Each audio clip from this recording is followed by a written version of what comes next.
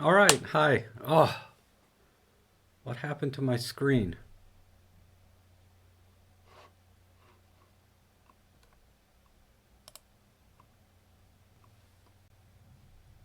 Seriously.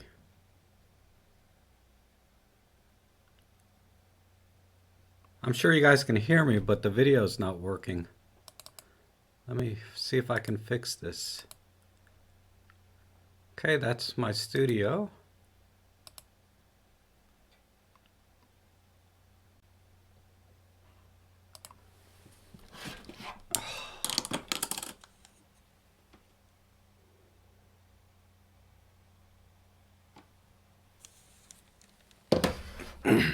I'll be there. 1 second.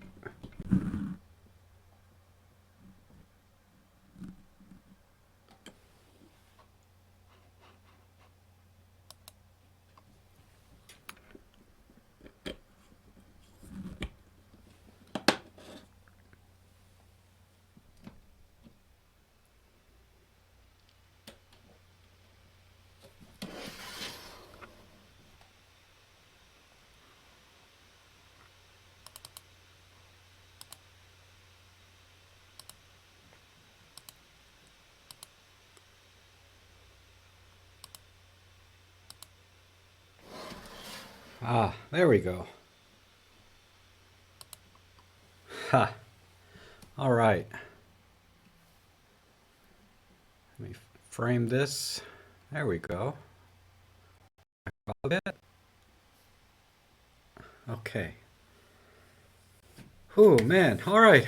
Thanks again, everyone, for your patience and welcome to Sunday live stream. Some people are asking me about doing what happened to my Thursday live streams, and it's just I've been kind of busy the last couple of weeks, so the Thursday timing hasn't worked out for me the last 2 weeks. But I will try and live stream at two different time sets. You know, one kind of in the afternoon for me, and then one in the morning for me.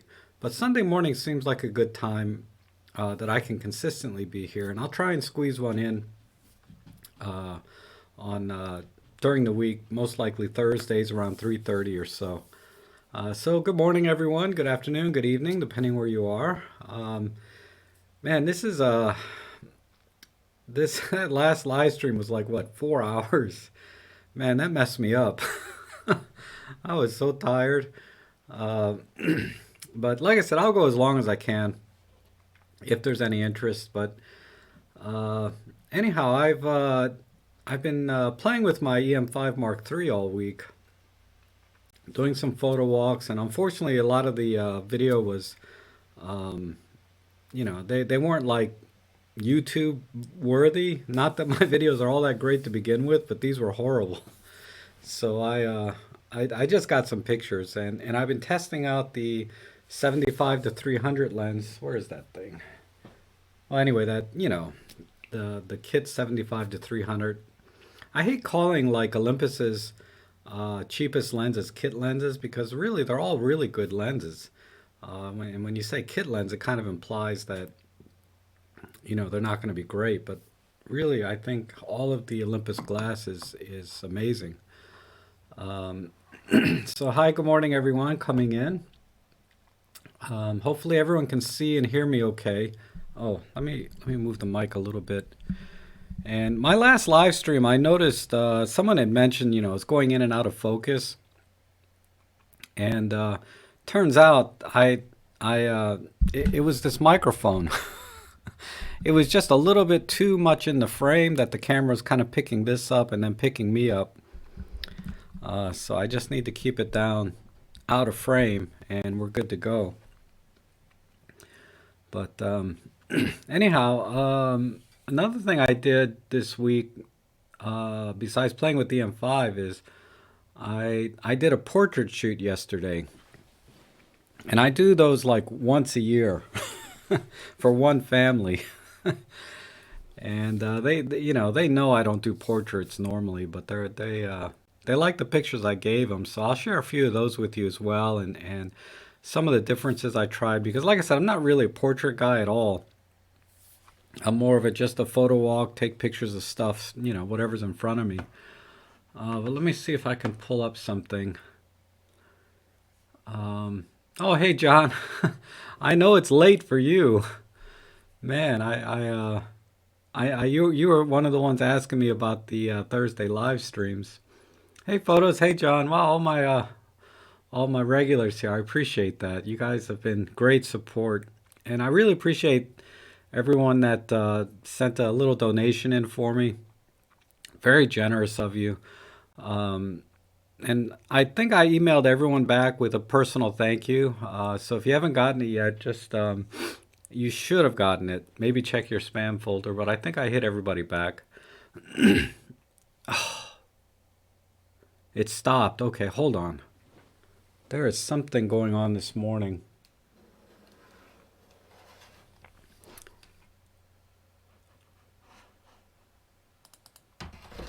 Let me turn the camera off and back on again.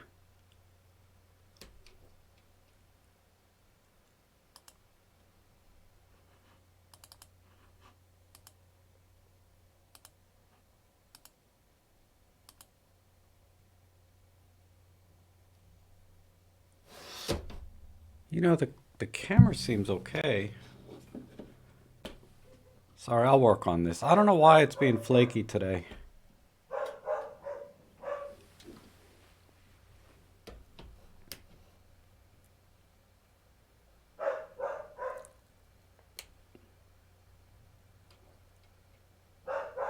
All right. So this looks good. That's my webcam. All right. Hopefully it'll stay this time.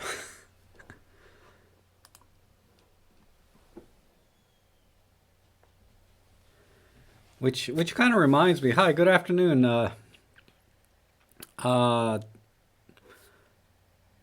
in the last live stream, we talked about doing a collaboration between like Peter Forsgard and Robin Wong and Maddie Sulanto. I think I can't remember his last name exactly, but all Micro Four Thirds user.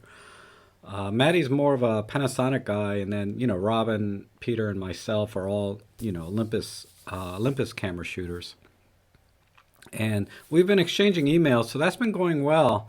I think I figured out the logistics of it more or less, or an approach to the logistics to get that working. So, sometime in January, we're going to do a four-way live stream with all four of us here. And I budgeted 1 hour, but Robin's thinking we need a couple hours, so he plans on talking a lot.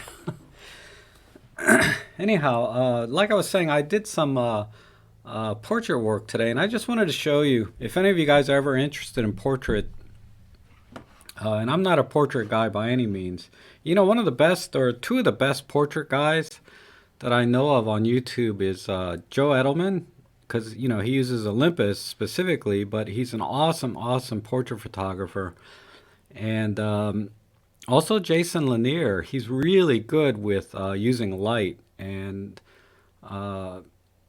so those are the two I would watch if you're interested in portrait photography. And I'm sure there's many more, but those are two off the top of my head that I really like. Oh, Jimmy. Yeah, there's a lot of other channels like Jimmy Chang, and then our girl at Micro Four Nerds, and then Jane Popsis. Let's see how this goes first with just four of us, which is going to be pretty much a load on my system as it is, mentally and technically. And then if it goes well, we'll start a little alliance, right? Like the L mount alliance that that Panasonic is doing. Maybe we'll have a little alliance on the live streams. That would be a lot of fun, I think. Um, oh, Sean Archer? No, I haven't. I haven't looked on Sean Archer. Like I said, there's a lot. So if you guys know of some good portrait photography channels, go ahead and share them in the chat messaging so everyone can see. Um, but yeah, I think the combo live stream will be fun. Of course, I'll be moderating, I think, since I took the lead on it. But man, let me tell you another funny thing. I don't know if we're famous, John, but we do have our own communities, I think. A lot of them overlap, which is great because it's always good to hear different perspectives. You know, my perception is, and you know, they can correct me if I'm wrong, but I feel like Robin is very he gets more into the technical differences and innovations for Olympus. At least lately, his videos have been. Peter's more about comparing and doing reviews, and you know, and of course, improving your photography. He has a lot of good videos on taking better pictures. And Maddie over there, he's a Panasonic guy. You know, lens reviews and some comparisons. So I watch his channel time to time for the Panasonic lenses because man, they got some terrific glass. I'm just having a hard time buying them. And then you know, I myself, of course, just guy with a camera, right? I'm not a visionary or ambassador or anything like that. I just go out and take pictures. You know, my photo walks, and then time to time I'll do the tutorial on the settings I use. Well, let's see. Like I said, I was doing some portrait yesterday, and I asked them if it was okay to share these, and she said it was fine. Let me see. It wasn't this one. I mean, that's one of the images. When I looked at these, I was looking at all my compositions. I'm pulling it up for you guys now. 1 second. Let's see.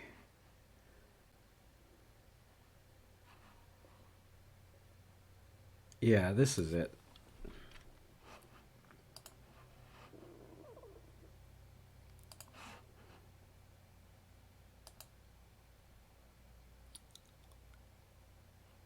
Oh, the stupid green screen is bleeding through. Let me turn that off.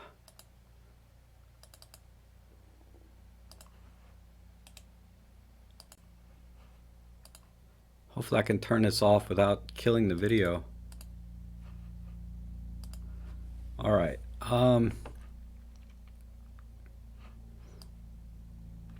Get my head out the way. So we got 1, 2, 3.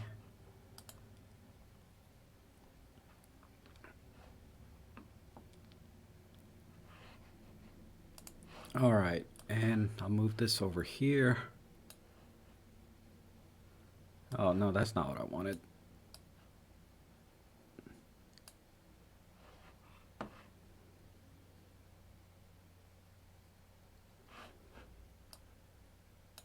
Okay, sorry for the rocky transition there. But I wanted to share with you these 3 images just from my experimentation. Because like I said, the last time I shot a portrait was last year with this same family. And this shot here, if we go to it, this shot here, you know, it was about an hour before sunset, so the sun was pretty low.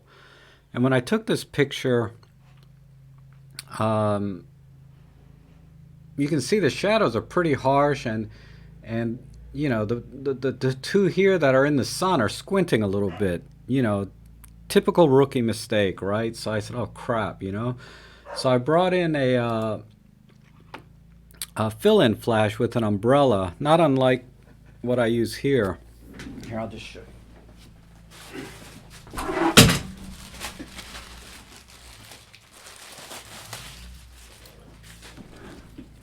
But yeah, just a see-through umbrella, and then I put the flash on the other side on a light stand, and so that helped a lot. I think it really kind of brought in. But when I look at it again, I'm thinking I should have put the flash on their left side instead of on their right to fill in the shadows, you know, like under the hair here. And then maybe on this side, but this came out a lot better. So I said, okay, let's try one more thing, because I noticed when I had the umbrella there, it was working just like a softbox for the sun. So I turned the flash off and I just used the umbrella. and I got this image. And to me, with just a little bit of tweaking, I think this would be the best shot. But between these three, you guys, okay, so we'll do 1, 2, and 3. Let me expand that out a little bit. You guys tell me what you think looks best between these three shots, if you can see it.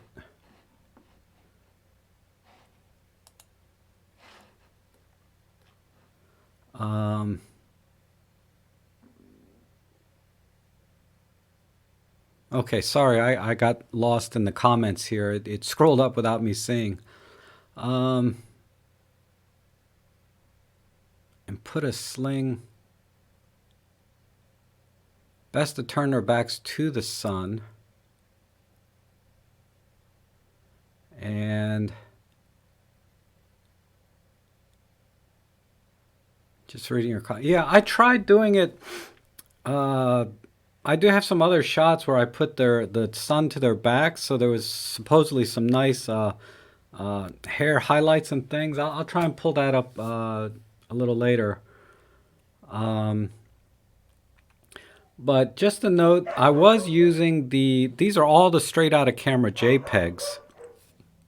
And I was using my EM1 Mark II with my 45 millimeter, and I think I was at f2 or f2.8 on these. And gosh, I hope you guys don't hear my girl dog barking. I should probably let her out. Where was I going?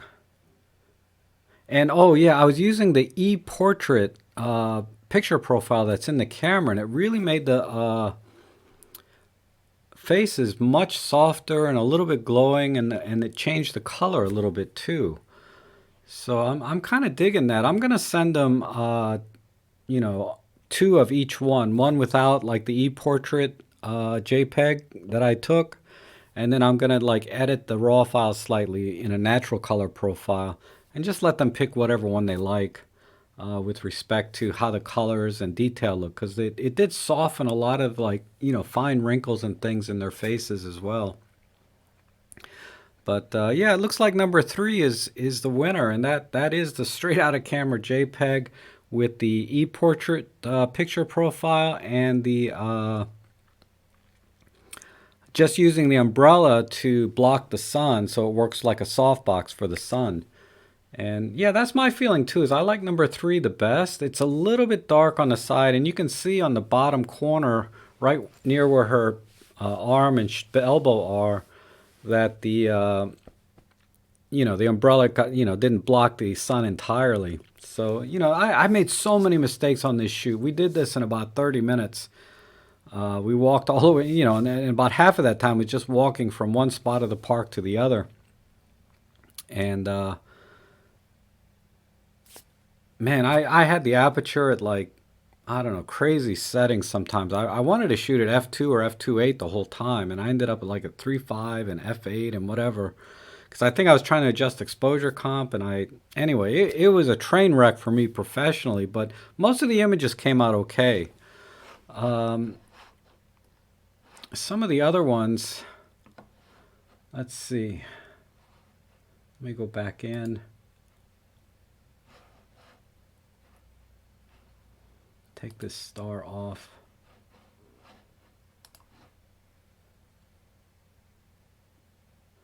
Like this one here,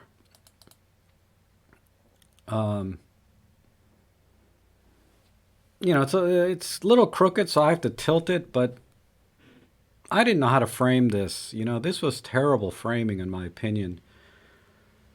I really wanted to try to get some of the trees in the background and then have some sort of leading line action with the bridge, and yeah, I mean, it's a nice picture of them, but not a great picture compositionally. So I reframed it to something like this. So if we compare it, oh no, hold on. Let me pull these two up. So between these two images, you know, the one that I framed and made black and white versus the one on the right here, which is the out of camera JPEG. What do you guys think of those two? Do you think I framed that better in the black and white?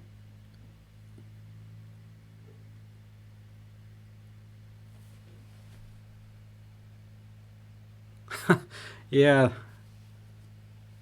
I don't. Yeah, Chuck, you're right. It is kind of neat just once a year to do a portrait.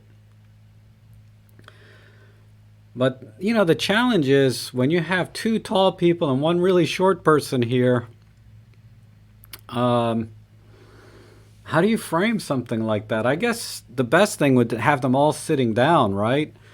On a bench or something, so that I don't have to do this weird framing. Because if I want to frame them all together and then get all of the trees and sort of the environment of what's going on, I'd have to stand really far back. And then they would be so small, it'd be like, what's the point of that picture? It's not really a portrait anymore, right? So I think, yeah, I think this one, this black and white worked for me. Maybe I can send them a black and white and a color, and then they can do whatever they want. So that was, you know, I like that shot though. And then the last one I wanted to show you was some of the ones I messed up pretty bad. Now this sequence here that you see, she was playing with some rocks and stuff and throwing rocks, so I just used the Pro Capture. Oh, and there's some I was practicing with my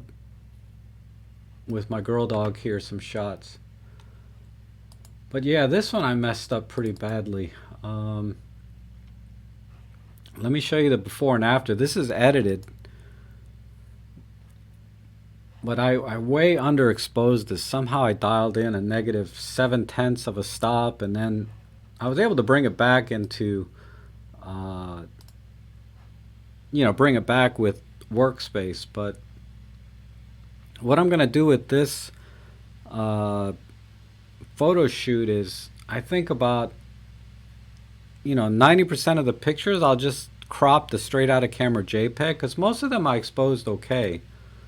You know, like this one here.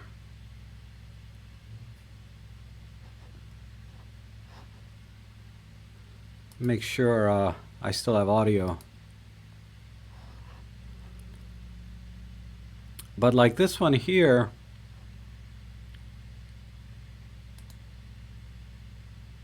is it gonna show? God, Workspace is so slow sometimes, right? This might be futile. Yeah, I didn't do any editing here.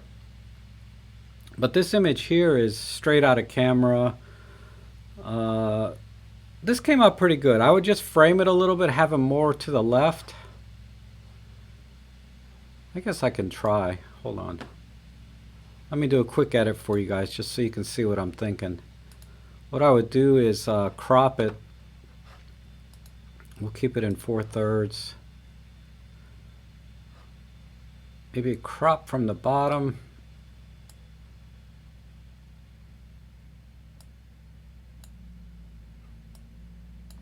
Let's try that. No. A little bit off the top, maybe.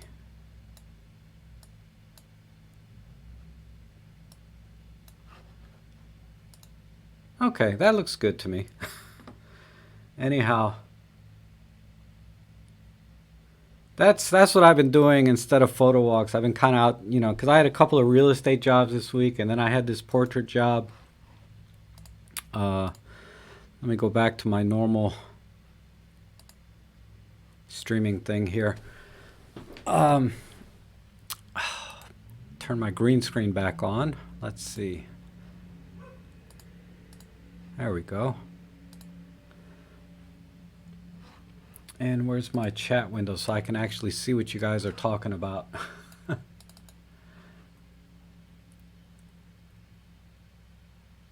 All right. Oh, thank you, John. What's with the wavy lines in the top left? Oh, I don't have my OBS thing, my window framed properly. Let me try and fix that.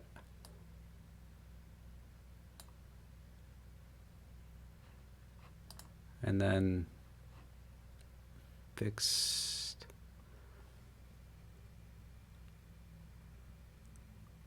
Move the gray background. Okay. Close enough. All right, John. Hopefully that helped. Hopefully you're not seeing any weirdness now in the stream. But okay, so that's enough of me jibber jabbering about my photo shoots and my photo walks. Oh, not the OBS, but in the couple portrait. Let me look at that again. Hold on. Wavy lines in the top left. That might be just the branches.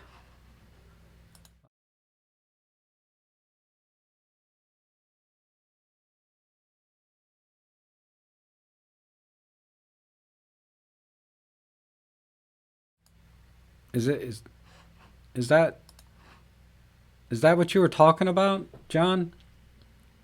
I think it might be the branches. Oh, the previous one. All right, hold on. Let me see.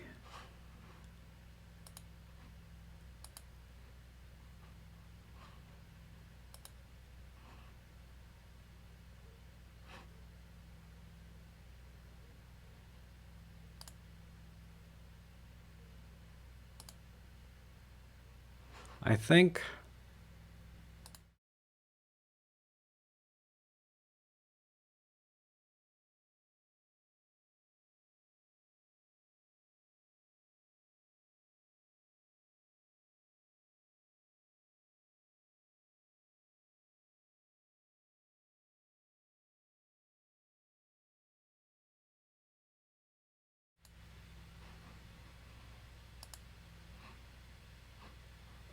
John, was that the portrait?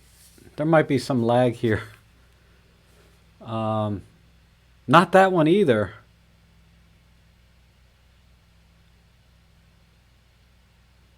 Let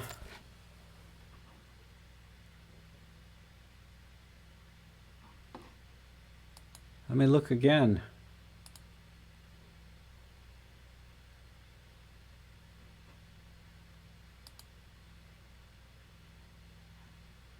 All right, John, was it this one?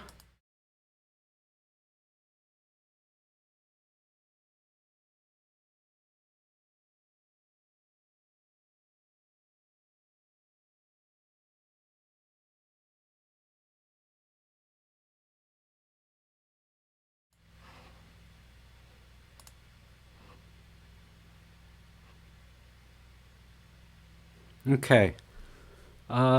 Yeah, it might have been artifacts from the green screen when I was using that. The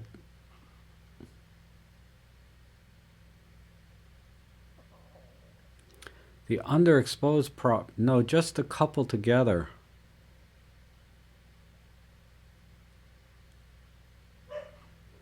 Okay, let me try again. I'm going to try one more time. Let me find it.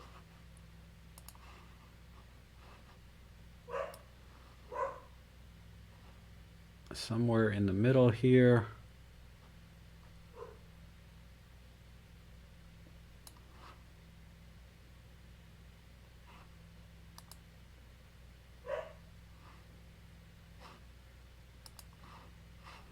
All right, was it?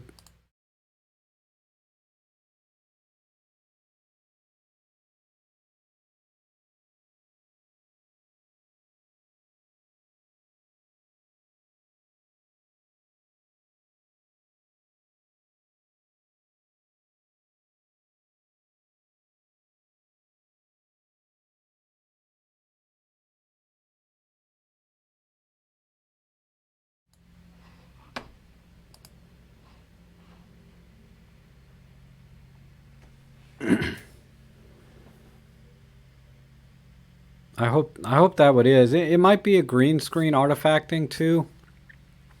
Um, it's hard to say because you can see my green screen just barely covers what I want it to cover. Okay. Yeah, never mind. I'm sorry, John. um, what else is news with you guys? Any questions really about Olympus or Workspace? Now on Workspace, I did that tutorial on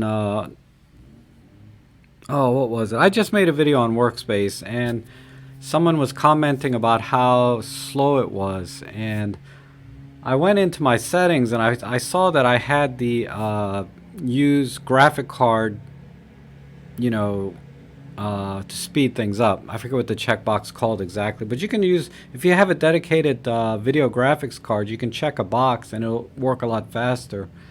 And yeah, it's actually a lot faster now. So it's a little better than it was. Now in previous versions of my Workspace, that checkbox was grayed out, so they must have done an update or something along the way, like in version 1.2, that allowed me. So if you have, check that. Yeah, Pro Race, go ahead. Ask me any questions. I will stop whatever I'm doing and answer a question, because that's really why I'm here, is to help you guys, not so much just to tell you what's going on in my life, right?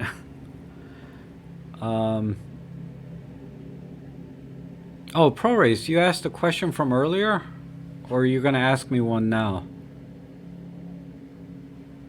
Because if you asked me earlier, here it is. In menu, there is 4 boxes. You change image size and quality. Why there is 4 different? I don't know. What menu are you referring to in Olympus Workspace? You have to narrow it down for me a little bit, because I don't know exactly what you're asking me about the 4 boxes.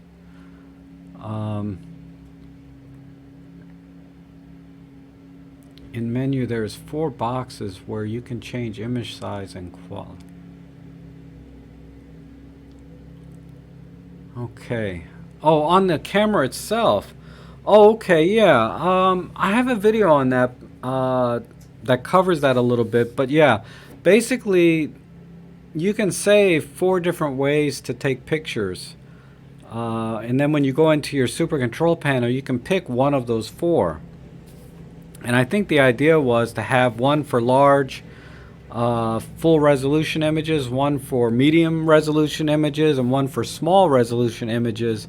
And then the idea being that the smaller resolution JPEGs, and we're talking about the JPEG images only, you can use those to upload to your phone and share online. And having a smaller image size helps you to download things faster and upload things faster. But I think that's a little bit of a legacy system, because these days, Wi-Fi and internet is all very fast, and I would suggest always using a large superfine format. So what I do now versus what I did 3 years ago when I made a tutorial on this, what I do now is I set all 4 boxes to large superfine. So I am going to update my content on the menu systems and the settings I use soon. So I will demonstrate that in particular when you're talking about image size and image quality, but always set it to large for the image size and superfine for the quality. Even in superfine, that's JPEG, that's cutting it down by 2.7 times compression. It's still a lot of compression, but honestly, for most things, that's fine. Another question was, do I use back button focus? I do for sports action like birds in flight, my dog running, like at the dog park, things like that. The back button focus is very, very handy. You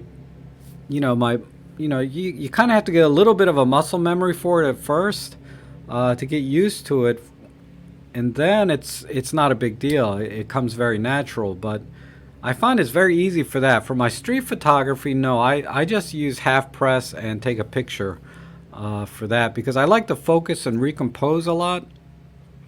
So I'd rather half press and then recompose and fully press the shutter My muscle memories that works well for that, and I'm just faster shooting that way personally.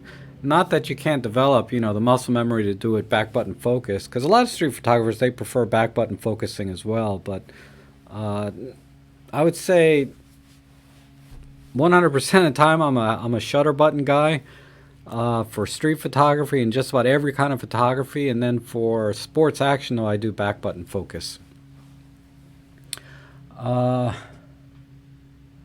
Having issues with the M5 II when powering off and on. My settings are changed and I keep having to reload my set 1.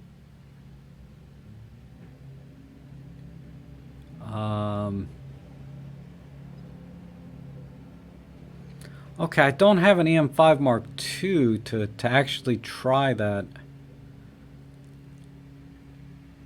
I'll have to look into that because I've noticed that too. But actually, when I turn my camera off and then back on, the settings go to whatever was in the My set that I have it on. So what you can try, Sutherland, is put your mode dial on C. I don't know if the M5 Mark II has C on the mode dial, 'cause I just don't have that camera. But put it on C if it has that. And leave it on that and turn the camera on and off and see if your zebras come on or off. Because zebra is more of a video setting that is separate from the custom My sets, right? So most video settings do not get saved in a My set, as far as I know. Because if you put your camera in video mode, you'll notice that your My sets or custom settings get grayed out. So that tells me that the video settings never get saved to a My set. So that's probably why when you're turning the camera off and back on again, that the zebras are off, right? Instead of staying on from the last time you turned the camera off and on.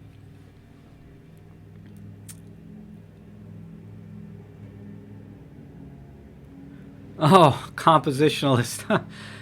No, I don't have a video on composition because my composition is generally very simple. I just watch my corners to make sure there's a line or a triangle from a corner. So the typical, let me see if I can show you if the Pen F has that in it. Yeah, it doesn't show it in green. And I left my EM5 in the car, of course. But I'll see if I can show it here. I don't know if it's going to show. It's terrible. But I like the X, where you have a line going from one corner and then, the X pattern, grid pattern. Because that X pattern gives me 4 triangles, and it also shows me the lines from each corner. So I try to line up my corners to either a sidewalk or something, and then if I can't get quite that, I try and do triangles or get some geometry in the picture, so that I just like geometry, particularly triangles, because I think everything looks better with triangles. But I may do that. What I'll do is I'll do a photo walk and talk specifically about each scene and how I'm composing it, because I do say a little bit about what I'm thinking about when I'm composing, but I never really spell out everything in the scene and say I like this, I don't like that, and then this is how I'm going to compose this. So I might do that, or maybe I can go through my catalog and share with you. That might be better. I'll give some thought to that, doing a video on composition, but I'm only going to cover a couple of composition points because there's so many, right? There's texture and patterns and repeating patterns, leading lines, rule of thirds. There's so many different things, but I only use a couple for all of my shots. Oh, the highlight shadow. Okay. Southern's saying it's the highlight shadows that are coming on and off. That should be saved in a My set, as far as I know. But it's when you save your My sets or your custom setting, I don't know what they call it on the EM5, but it's one of those two. Make sure that your live view screen or your viewfinder is in the highlight shadow setting, or view mode, and then save the My Set. And then when you turn your camera off and back on, it should be showing you the highlights and shadows.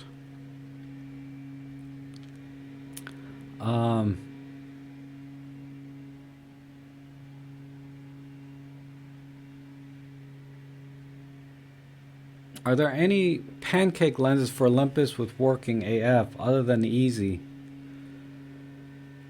They have an older 17mm f2.8, but nobody ever has recommended that lens, so I've never bought it. But they do have a 17mm 2.8. My God, can you guys hear my neighbors' lawnmowers and things going? I just have no peace in my own house even. It's so noisy around here. Yeah, I don't know of any, but you know, go to the Micro Four Thirds lens site. I'll see if I can pull it up for you.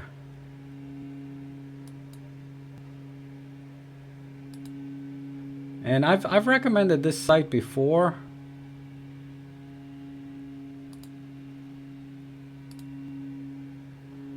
Where is it? Here it is.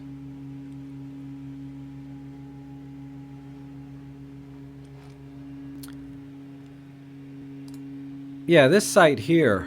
It's called 4-thirds.org, and they have every lens ever made. So there's the 14-42 Easy.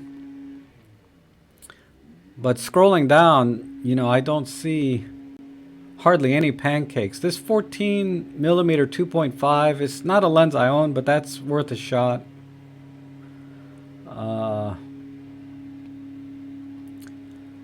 But yeah, check that site out, 4-thirds.org.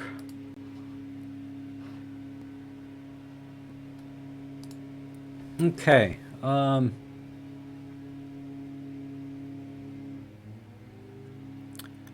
When using the ECG5, will the M5 still safe to use in rain or snow?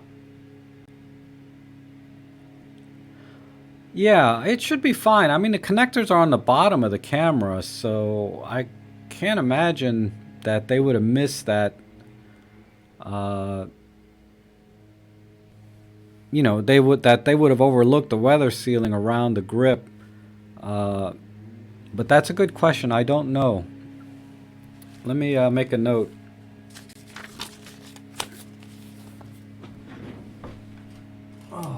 Is the grip, basically you're asking, is the grip weather sealed, right?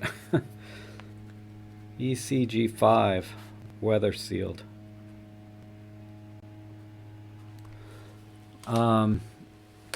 You know, Peter Forsgard has that grip.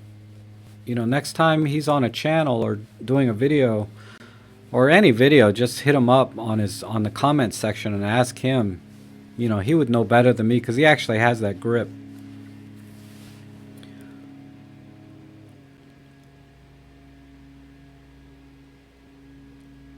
Okay. Yeah, the 17-2.8. Yeah, I mean, I was tempted by that lens, but I don't think it's MSC compatible. I don't remember. But like I said, people were not a fan of that lens, so I'm not going to spend, you know, I'd rather have the 14mm f2.5 from Panasonic if I'm going to get a Pancake Prime of the ones that are available. I'm so tempted to get that lens. But I think I'm just going to go with the 14-42 Easy because mine broke. No, the ECG5 is not Arca Swiss compatible, and that was the deal breaker for me because it didn't have an Arca Swiss plate on the bottom. So I'm going to wait for a grip that has an Arca Swiss plate bottom. All the grips I buy, like, oh crap, I lost my my video again. Why is that happening today? That's really odd.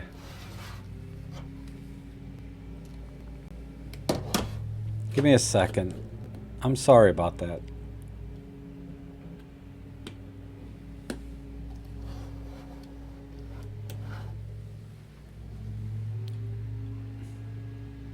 I think it's the lawnmowers messing with me today.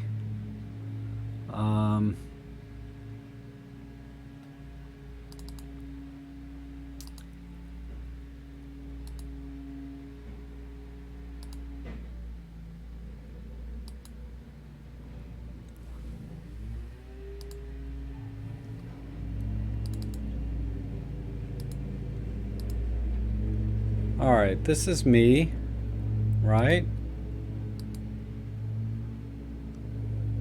And this is not me.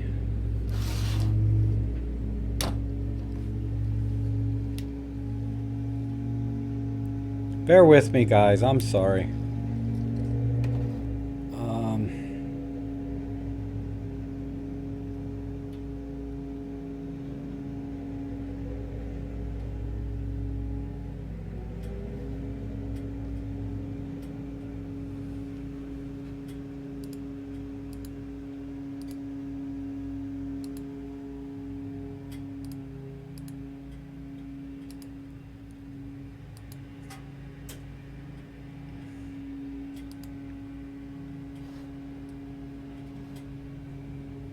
I can't seem to bring the video back.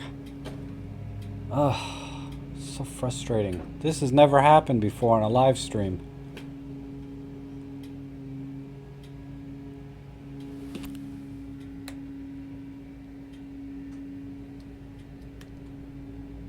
I mean, I would lose audio, but I've never lost video.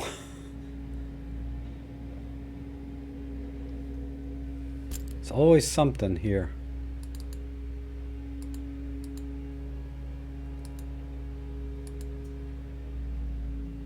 Alright. Man. I'm so sorry about that, everyone. I'm back now. Oh, thanks, Adam. No, this is the best time for me, actually. God, you know, Saturday after that portrait shoot, I had this awesome dinner, ate too much, got home about 7:30, and went to bed. I thought I was just going to take a little nap, and then 9 hours later, I wake up. But you know what's really cool, though, is I didn't change before because I thought I was just going to take a nap. I lost my audio video again. Oh, my God. Seriously. What is up with this today?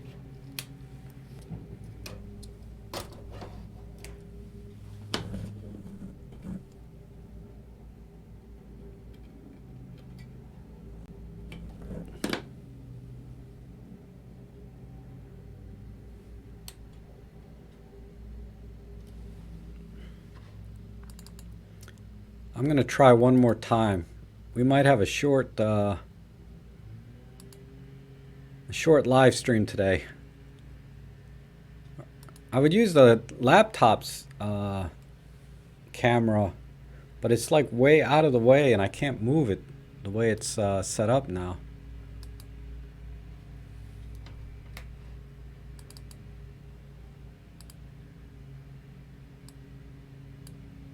All right, that's my laptop.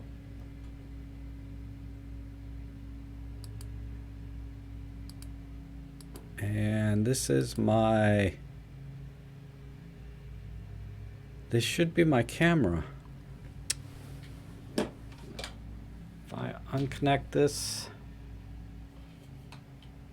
I appreciate your patience there, John. You're very kind.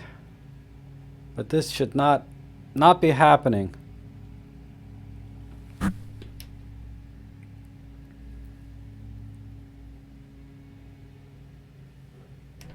I normally don't, I've never had this kind of problem before with video.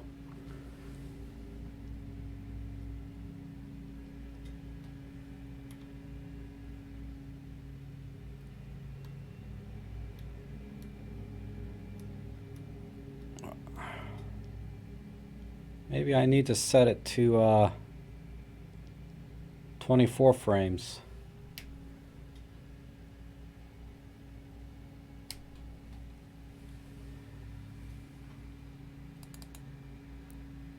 Alright, let's try one more time.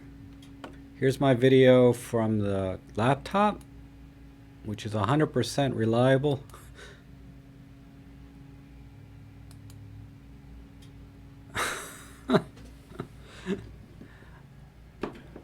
This is pathetic. Maybe I'll just live stream audio only, huh?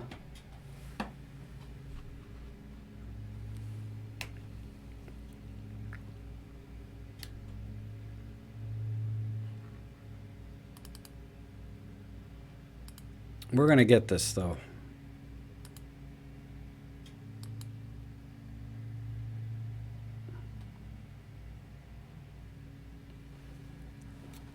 All right. As much as I love this EM1 Mark II, I don't know why I'm having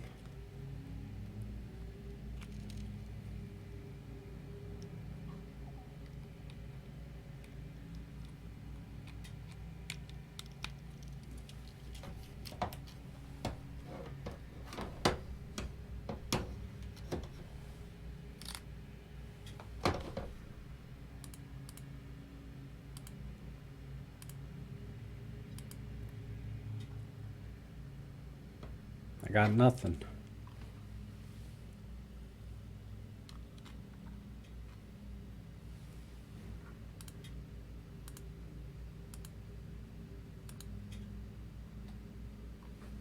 I got no video. I don't know why. It might be the capture card.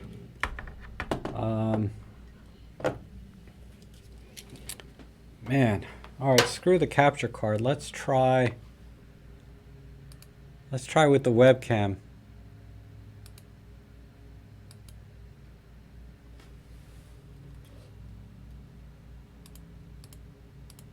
Nope.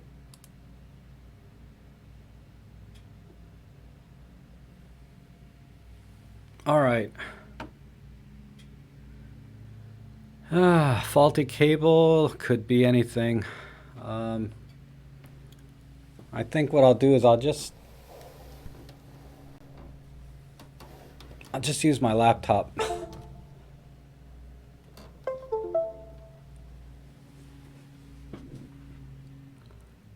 All right. I'll just use my laptop. What the heck?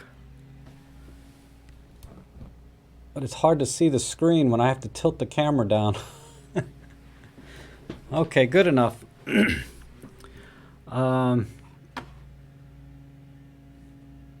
I lost about 20 people in the live stream while I was doing that. Yeah, I deserve that. Okay, so we're back.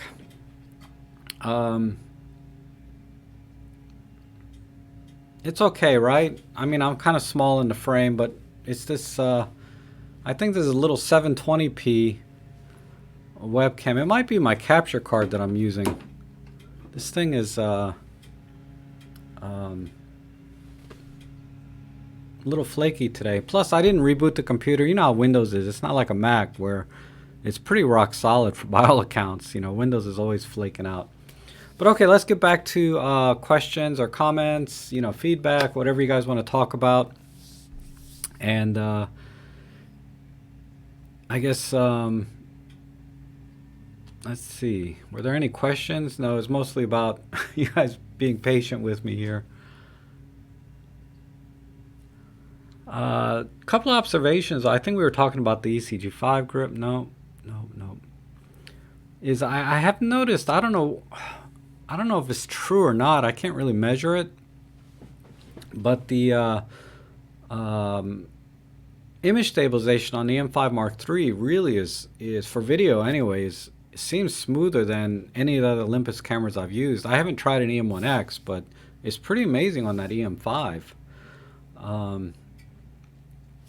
So that's just another perk. But I did get a lot of feedback, even on some of my older videos. Like somebody was looking at my video, why I don't miss full frame cameras, and they went in through all the points about how it's wasn't fair comparison. I was using a soft lens, yada yada, and ultimately though, my message is I don't miss using a full frame camera.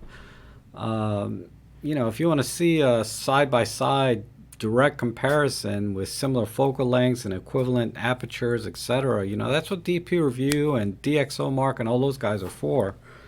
It's just sharing what my experience is with the full frame. After reviewing my catalog of D750 images, the catalog of the photo walks I did with my friend who has a Nikon Z7, and comparing them against, any of my Micro Four Thirds cameras, I just don't see the point of spending double or triple the cost in a full frame system. Oh, okay. Focus mode for portraits. I used face detect. Okay, I used all points. It still might be set up in here. I can just show you.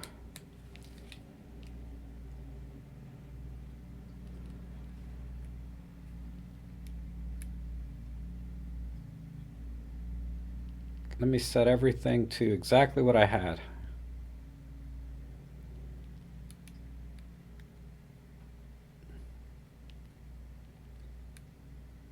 Okay, so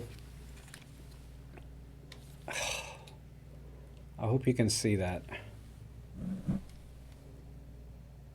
That's really hard to see, isn't it? But I used all the focus points like this, right?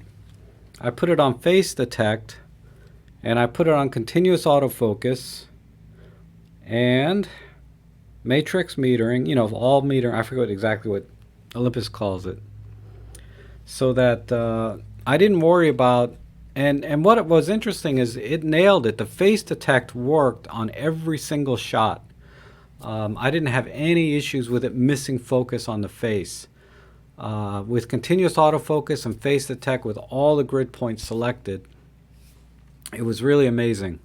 So that's how I'm going to shoot portraits or people from now on. I'm just going to have all the points selected, you know, the full grid pattern, and continuous autofocus with face detect, and just let it run, because I had, as far as I can tell, 100% hit rate on the face detect. And you know, I had a depth of field enough that I was focused from the front, you know, to the back of the head pretty much. So I didn't have to nail the eye so much as just getting everybody in focus.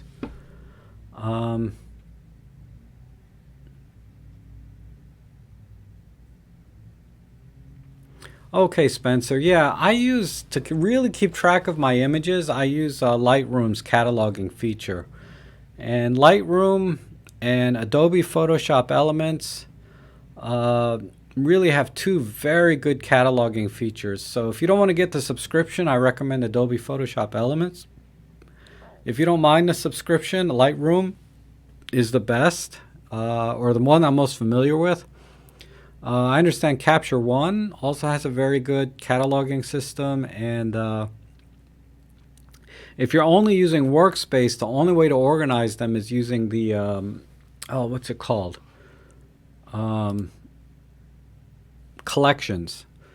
And I have a video on how to use the Workspace Collections feature, so you can check that out. One of my Olympus Workspace tutorials, but I keep track via Lightroom for the most part.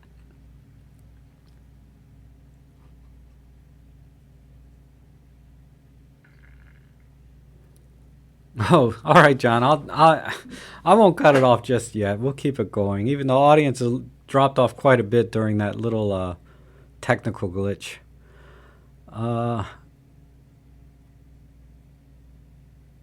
you're welcome, Spencer.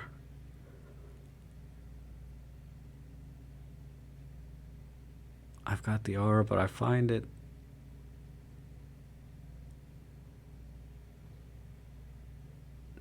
Yeah, you know, I use the 14 to 42 kit lens, the R version, the manual zoom.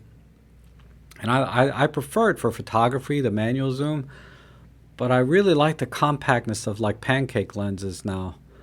So I might, you know, I wish there was more choices there. I think Robin also would love to have, you know, Robin Wong would also love to have some pancake lenses, particularly primes, other than what Panasonic has, so that we can get that movie still compatibility with our Olympus cameras. Because I understand the pancake zooms aren't great with video on our Olympus cameras.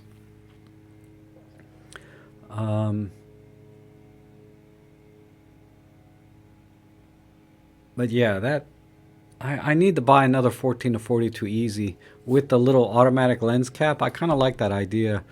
They're going for 150, 160 bucks, so it should be a no-brainer, right? I mean, on eBay. But I'm not, I don't know. I need to temper my spending a little bit right now, because I bought that EM5 Mark III, and I bought a Fuji X-T30, and I bought I spent and Christmas is around the corner, right? And I spent a boatload there. Yeah, I know. MFT and some pancake lenses, man. I need to build up my pancake lens collection though. I hate to do it with Panasonic because of the video side of it, but for photography, the 20 millimeter, the 14 millimeter, they look pretty awesome. There might be some others, but those are the only two I know of. But it would be nice if they had like a 45 millimeter pancake and maybe a 12 millimeter pancake, something. Just have a nice range of pancake zooms. Even if they're an f2.8, it's okay. The focal length and the size are more important than the actual aperture. And that's the thing with when I buy lenses. My main concern is it a focal length I can use? And then the size of the lens. And then third is going to be what aperture is it? I don't care about the aperture so much as I do the size, weight, and focal length. Yeah, I like the 12 to 32 pancake because it's 12 millimeters wide, right? It's really perfect. And it's a little smaller and lighter than the Olympus version of it. But I'm just concerned a little bit about video, so I have to go to the store and actually try one. But the problem with at the store locally right now is they don't have any ones used. And I hate to go and try lenses out there and then not buy it from them, I don't want to waste their time. So, but I see the 12 to 32 used on eBay for like 120 bucks. I mean, really cheap. But that looks like a good choice too. And I think that 12 to 32 might even have image stabilization in it. If I ever buy a Panasonic camera. You know what will be a good question when Maddie comes on next month in the combo live stream is talk to him about the Panasonic lenses because they have some excellent selections there.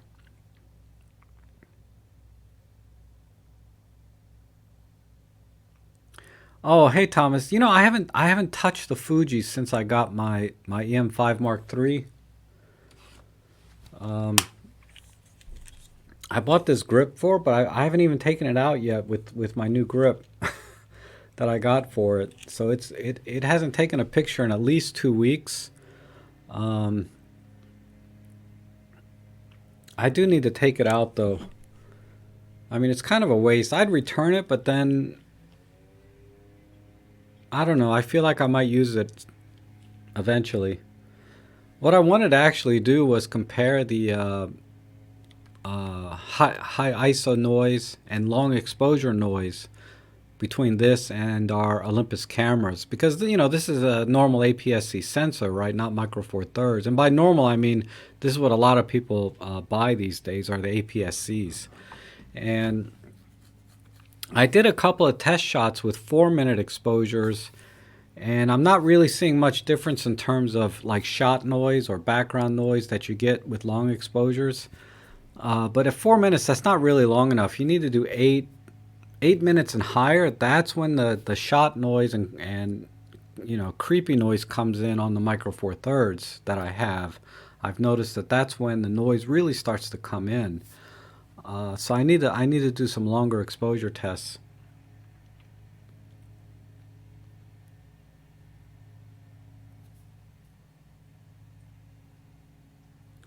My main aim in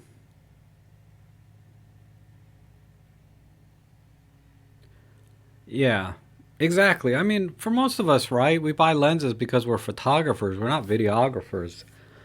Um, and that's my challenge. I mean, I could just buy a lens for photography, but because of this channel, I have to consider both, and it's a little costly to have both lenses. One that works good for video and one that works good for photography only. So that's pretty much why I've stuck with Olympus glass for the most part, because the video is always it's a little more consistent and reliable when you use Olympus glass with Olympus cameras. So I was tempted to get that GX85 deal. It was like $450 with two lenses. One of the lenses I really want. I was thinking I could sell off the other lens or even the camera body. But people were saying they tried that GX85 and they didn't like the viewfinder in it, or the EVF, right? They couldn't get it to focus, or it didn't look good. So that kind of held me off from buying it. And they have a used one at the camera store now for like $350 with a 12 to 32 lens on it. So I may just go pick that up, because that's not too out of my budget. I mean, it's like I said, I've spent so much money these past couple of months. I need to I need to calm down a little bit, because I want everything, but I really shouldn't buy that much at once. Okay. Any other questions, or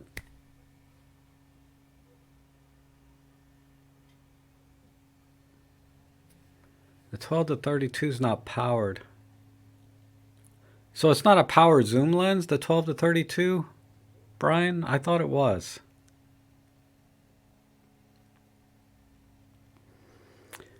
Oh, hey, Tommy. Wow, the SRT 101. I actually have that camera. It was my dad's camera back when he was, used to take family pictures and things. He was never a photographer, but he bought it just to take some pictures of the family. And I need to, someone gave me a tip. It might have been you, gave me a tip on where I can find a suitable battery for it. Because the meter, finding batteries for old cameras, and that's the biggest problem I have with buying old cameras, is the little battery for the meters are sometimes impossible to get anymore.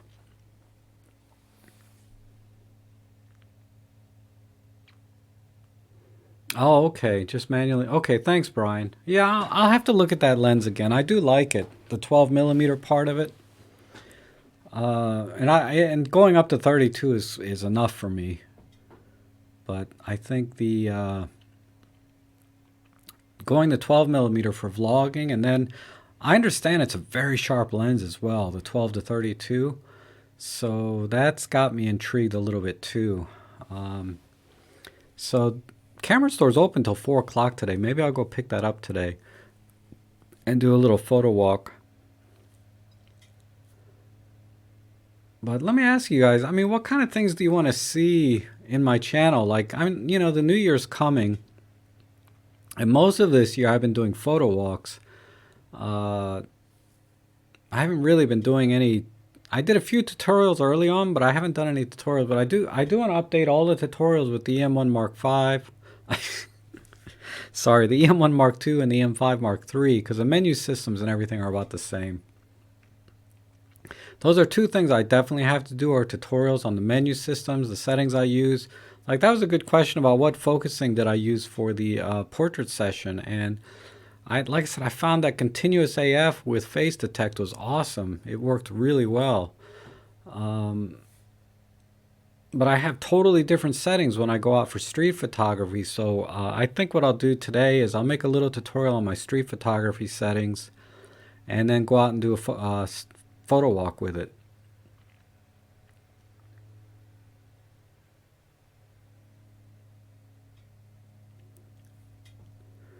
I rarely use P mode personally. I'm always an aperture priority.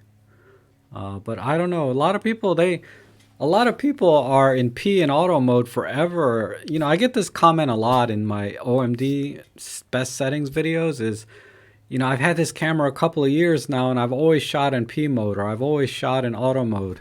And it wasn't until these videos that I got out and started to really take advantage of everything in the cameras, because God, there's so many things on our cameras that are awesome that you can do, and to be more creative. I mean, it takes a fine picture in program mode or auto mode.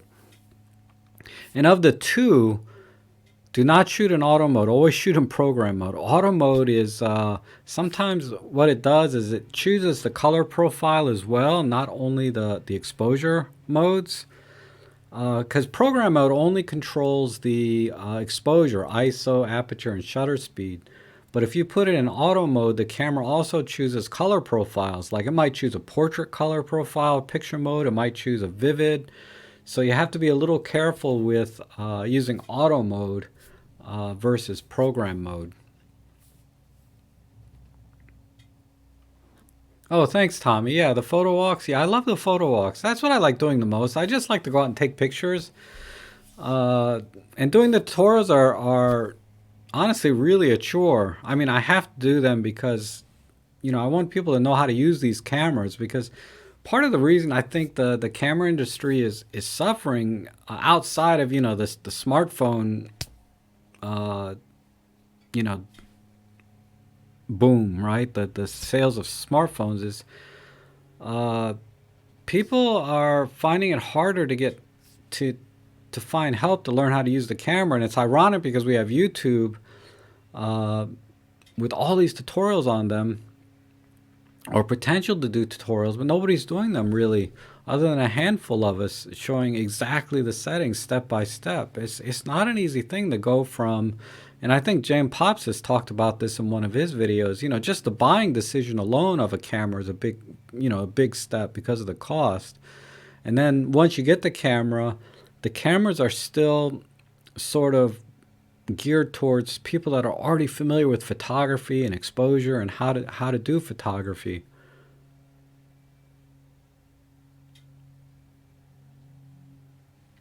Yeah, I wish iAuto that was I didn't like it once I found out what it was doing. The iAuto, it was particularly how it was changing color profiles or picture modes. I didn't like that at all. Um,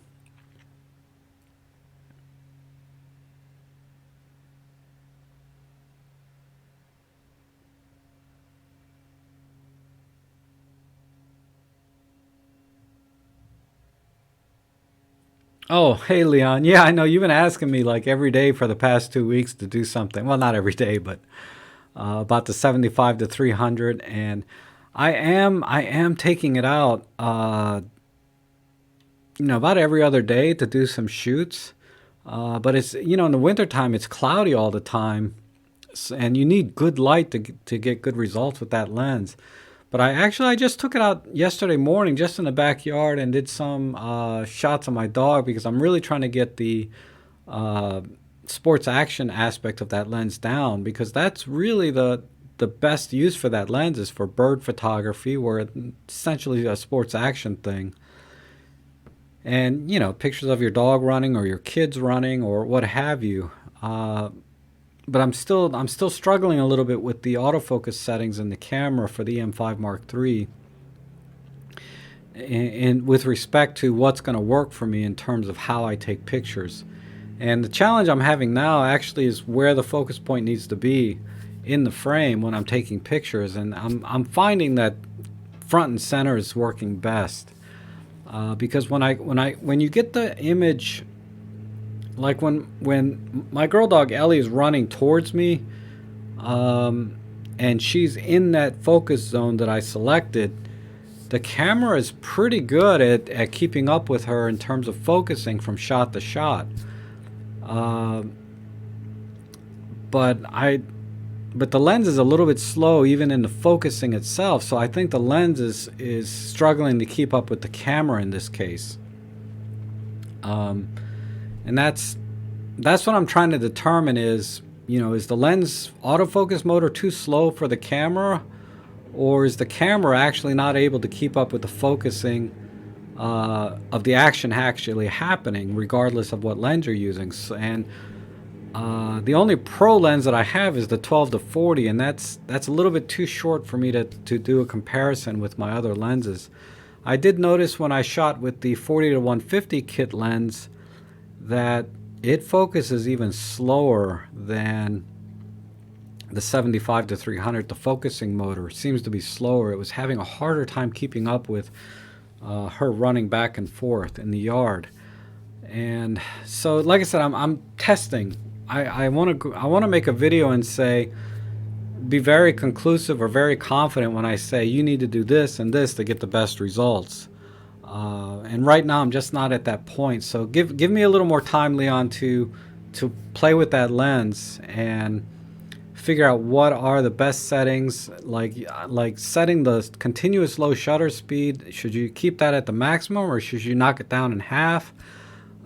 Is continuous autofocus with or without tracking? There's a lot of settings that I'm experimenting with and trying to figure out what's working best for me. Like I found already, just assigning back button focus for that kind of thing works best.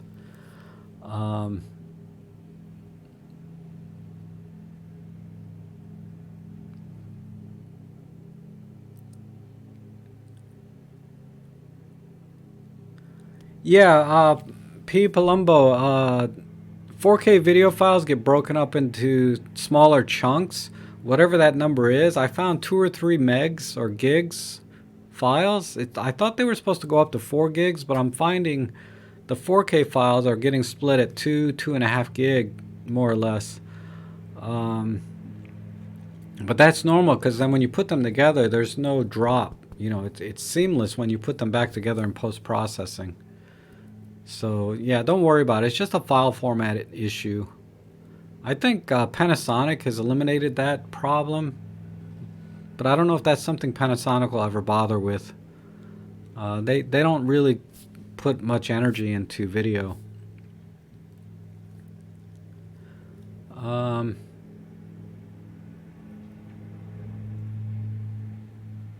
Yeah, program mode simply controls the exposure and tries to pick something based on arbitrary things that the programmers thought would be a good exposure. So it may or may not pick the widest aperture or the fastest shutter speed or the lowest ISO. But I think generally speaking, it does try to keep the ISO as low as possible and the shutter speed as fast as it needs to be relative to the focal length, and then the aperture just falls where it may based on the other 2 parameters. So that seems to be the priority to me, is they do shutter speed based on the focal length, then they select the ISO, and then last the aperture just drops where it needs to drop based on the other 2.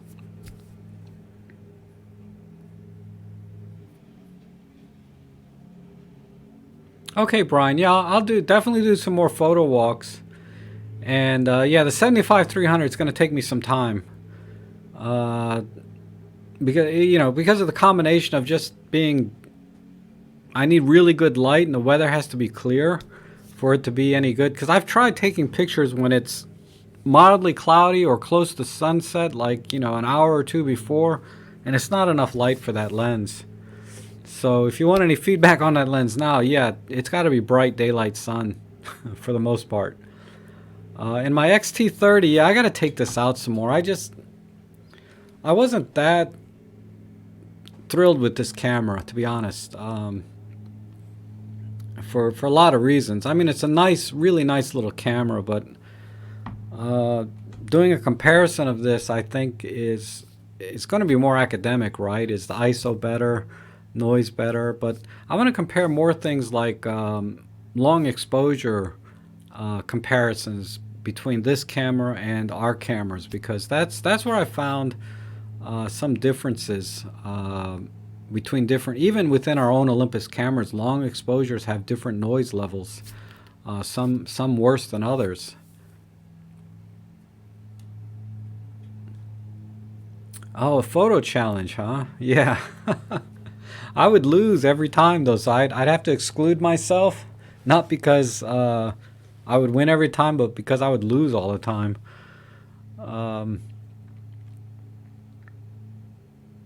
17 is too wide, doesn't isolate the subject.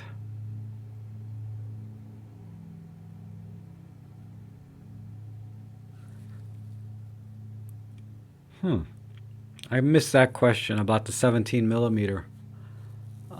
Yeah, it's more of a street photography lens. It's not designed to separate subjects because it's simply too wide, and it doesn't matter if it's wide open or not. I mean, if you get really close to a subject, then you can get some separation, but that's not really how you would use a 17 millimeter. Typically, you use a 17 millimeter to capture the environment.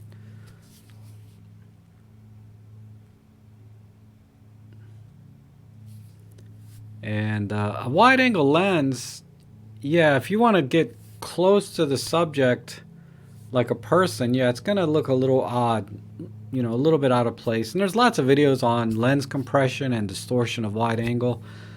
But as you get further away from the subject, that distortion goes away, because that distortion is really about only when you get closer to subjects, you know.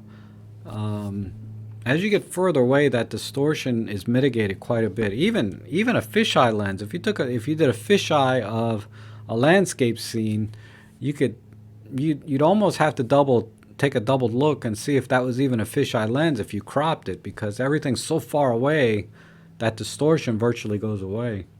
But that's the problem. Things go away, right? Get farther away, so you start to lose detail and dynamic range and all that stuff.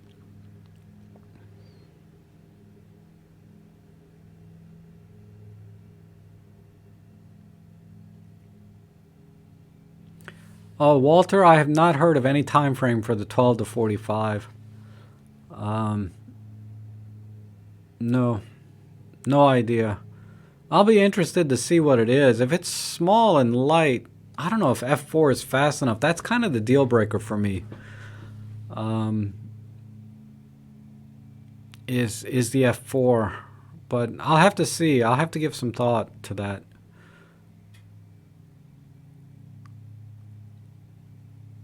And so you want to compare the 5 Mark III with the 12 to 40 Pro and the XT30. Okay, I have both of those lenses. That would be an easy, both those cameras and lenses, that would be an easy comparison for me. I've been thinking about doing that too. What I'll do is I'll just put both lenses at f4 and go out on a photo walk and see what happens. And maybe do 1 or 2 shots wide open at f2.8. But the problem is I'll be at 18 millimeters on the Fuji film, so going to f2.8 doesn't really add any value or depth of field because it's so wide already. So I think shooting everything at f4 on the 2 lenses will be a good comparison. So yeah, I might do that. That'll let me take the EM5 Mark III and the XT30 at the same time just by default.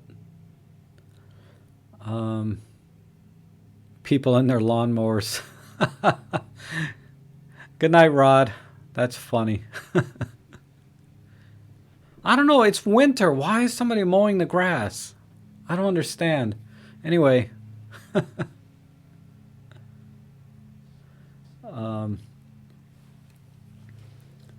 yeah, this 12 to 40 lens and this Fuji, this is the M1 Mark II, right? That's that would be fair. Let me take the lens cap off. I mean, everybody says this is a good lens, but I don't I didn't say anything particularly great about it, but maybe that's because I'm spoiled with Olympus glass, right? Because Olympus I know has been really, really good. More like, well, it's not snowing out, so it's not a snowblower, so the only thing left to mow is grass. Oh my God, what are they doing?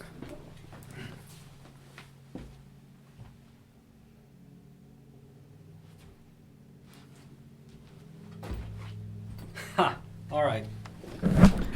You know what he's doing? He's mowing the grass, but not because the grass is tall. It's because he wants to get all the leaves off the lawn. So he's mowing in a pattern that pushes all the leaves off to the front of the curb. So anyway, that's what he's doing. Oh, hi, Sam. Are you just joining in? Looks like some people just joined in. But I'll probably have to cut it off a little short today. 'Cause I'm feeling awkward with this stupid webcam on my laptop. It's hard to look up here and talk to you guys, and then, you know, I'm just a little bit out of out of sync here in my brain today.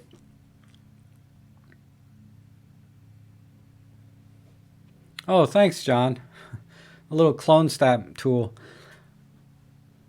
Yeah, I'm not big on post-production or doing post-processing. I try to minimize it. Like I said, I did that photo shoot yesterday, the portrait session, and I'm just going to use the JPEG straight out of camera, just crop a little bit, and I think they look great. You know, maybe do a black and white conversion on some of them, but um,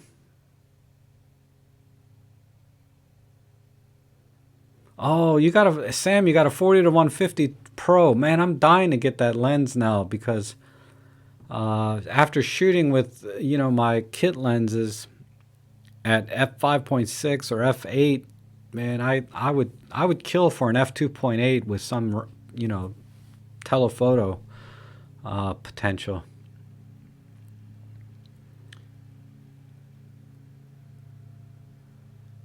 Wow, Bryce, a 75 to 300 with the TT350.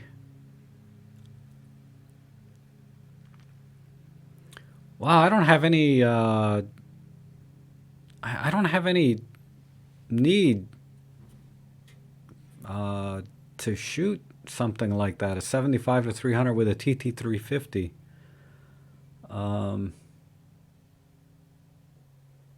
Because I'd have to shoot at 75 millimeters, which would put my subject, a good 15 feet away, or you're talking in meters, so we're talking about 10 meters, right?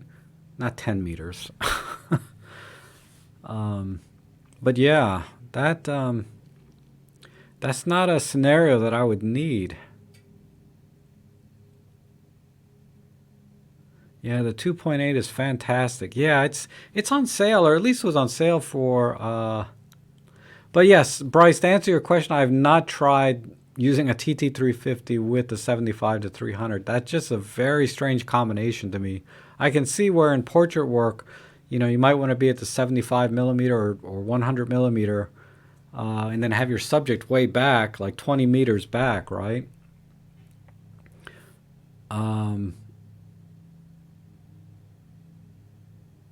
But you're talking about zooming in all the way to 300 millimeters.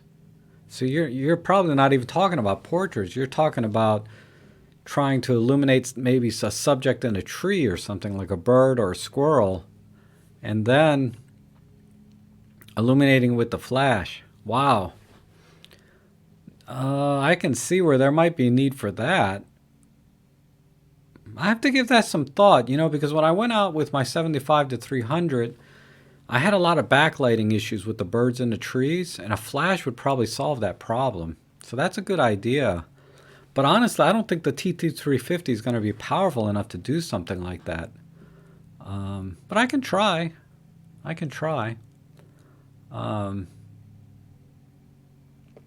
Man, you got it for 750 pounds, so that's not even $1,000 here in the U.S. Yeah, Bryce, thanks. Yeah, that's exactly what I was thinking. When I saw you say 300 millimeters, I was like, oh, you must be talking about birds. But yeah.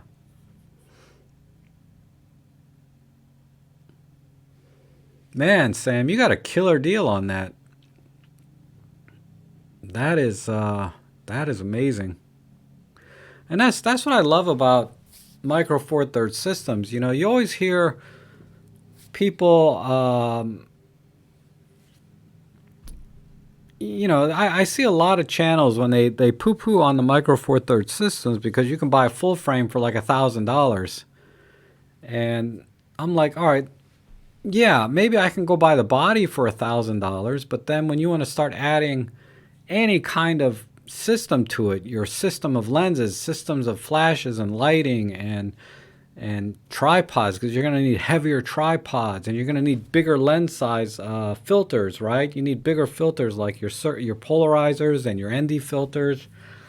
Once you start adding all that stuff up, man, you're like 3-4 times the cost of a Micro Four Thirds system. And this deal that Sam just got, I challenge anybody with a full frame system to get a similar setup or an equivalent setup for like whatever he paid there, which I'm sure was like amazing. If you got the 40 to 150 for 750 pounds, you probably got the camera and that lens and grip all together for like 1200. So you're talking like maybe $2,000 for a really amazing setup. And I just don't see that available on any full frame system where you can get a setup like that for that kind of money. Because even if you want to buy, God, what's the cheapest full frame? Because Canon, they have $1,000 body, but then all their lenses are like $2,000-$3,000, right? Nikon, they're 2,000 plus with the body and a kit lens. I mean, there's just nothing. So I don't want to hear it when people tell me I can get a full frame for $1,000. Well, yeah, okay. Then what? I mean, it just, sorry, that pushes my buttons sometimes when I see videos like that saying, full frame, Micro Four Thirds should be half the price of full frame, in their bodies. And I'm like, that's, they're giving their full frame cameras away practically at a loss, as you know from the numbers, that if you've seen any of the numbers lately, everybody's, losing money. It's kind of like the printers, right? They give the printers away, but then the ink costs a fortune. It's not much different with camera gear. They're just giving their full frame bodies away with no features. They're all crippled if they're in that price range. And then when you try to buy lenses for it, if they exist, they're expensive. Yeah, Sam, that's a killer deal. So for 1,750 pounds, you got the camera, the grip, a 30 millimeter macro, and a 12 to 40 f2.8, or I mean a 14 to 40, a 40 to 150 2.8, and you already have the 12 to 40 2.8. So that's amazing.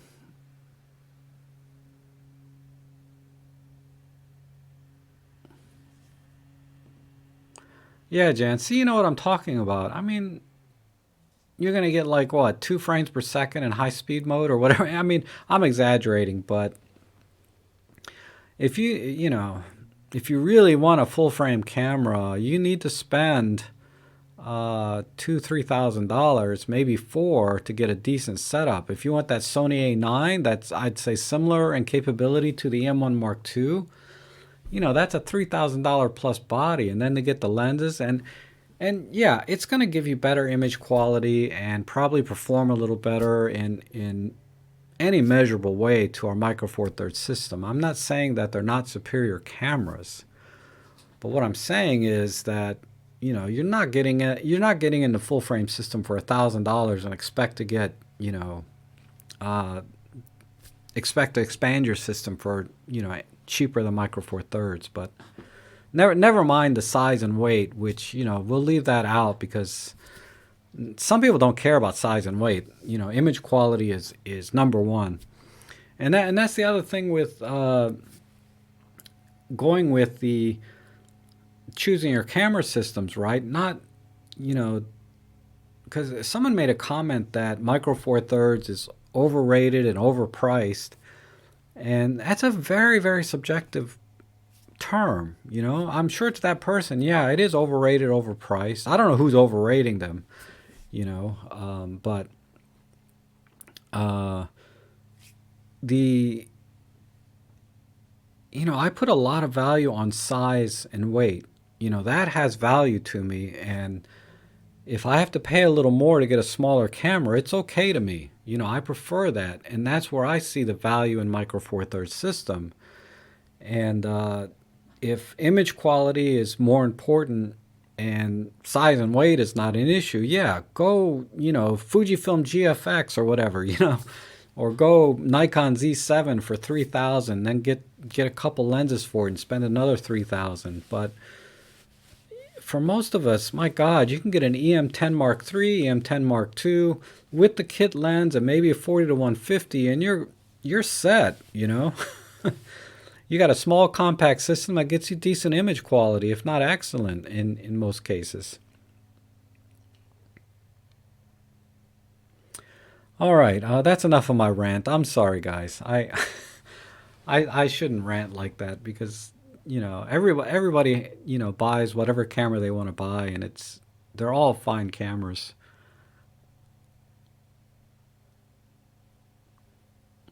Oh, Jose, I would say because this is a common question, right? Should I upgrade my body or upgrade my lens?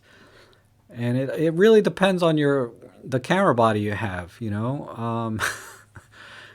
I would say that should account for the first thing. If you're happy with the image quality from the camera that you're using now, then invest your money in better glass and consider focal length as the number one thing to consider. Do you have this focal length covered already, or do you need? Is there a specific reason you want a different kind of lens? So it depends on what kind of lens you want to buy versus so when the question comes, what's better, buy a glass or buy a body? It just depends on what if you're happy with the image quality and if you want to buy a lens, what lens? Why are you buying it?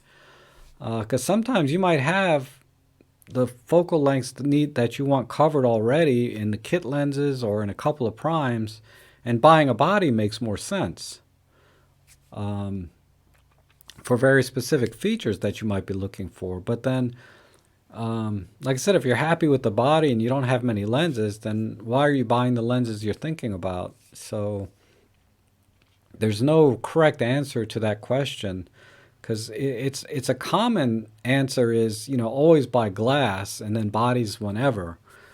But I don't think it's that simple. You really need to consider if you're thinking about buying glass, what glass are you thinking about buying and why? It's just as important decision as what camera you're thinking about buying and why. Otherwise, you'll end up with 5 camera bodies and 2 dozen lenses like I do, like I have. So I can't practice what I preach, unfortunately. But I just wanted to tell you what I thought about. That's my best answer is really think about why you want to buy a body or why you want to buy a lens, and then make a decision from there.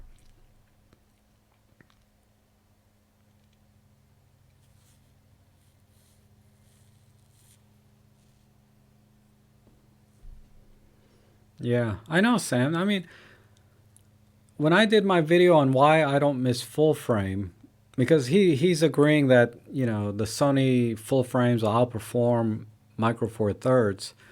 Um, I never shoot in extreme conditions or at the limits of the camera where I need to capture 10 or 20 frames per second perfectly in focus every time. And I don't shoot at night in caves, where high ISO is a problem. Now, if you're shooting in a stadium like sports action where the lighting is not great, a lot of night games, and even with the 300 f4 or the 40 to 150 f2.8, you're going to struggle a little bit with Micro Four Thirds to get a super clean image for professional work. And that's where Frono's photo really, pooped on our camera system because he was not happy with the grain he was getting. And, they made available to him every lens available that Olympus has. And he's right to some extent. If you're at a 1,000th of a second, 2,000th of a second, um, your ISOs are going to go sky high. And the only way to compensate for that is, get faster glass. But, we're stuck pretty much in the zoom ranges at f2.8. And, that's not going to cut it on a Micro Four Thirds system in low light stadium situations. But that's, like I said, that's not a scenario I'm in a lot. I'm just doing photo walks, right? um, and I think that the flack that Fro was getting from a lot of Micro Four Thirds users about his video was a little bit unfair because that's just from his perspective, stadium, indoors, low light. He was not happy, and that's I understand. I understand that. I would be fine with the, because he showed a lot of images he took and the grain pattern he was getting. And I personally, I would have been happy with those images, right? They would have been fine, but I'm not selling photo, sports, action type stuff professionally, so I don't know. I can't say that he's wrong, you know, or right. I can't say. Man, I'm in a rant mood today for some reason. I don't know why. But some good questions and some good deals you guys are getting out there.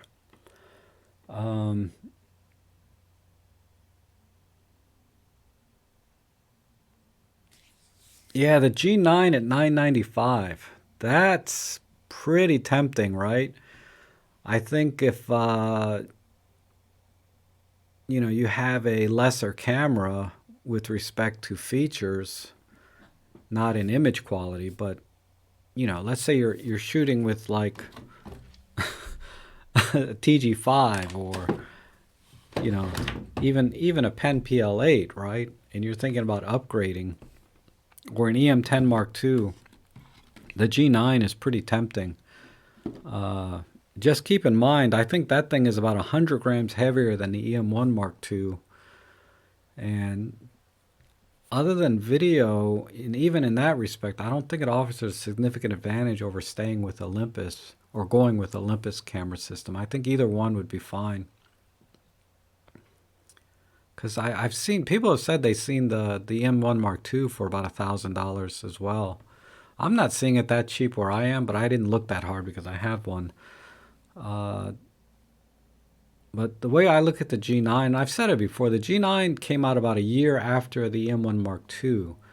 So Panasonic basically caught up to everything the EM1 Mark II could do, plus added in their video features. And it's a larger camera, but like I said, that may or may not be an issue for people, right? A little bit bigger camera body. But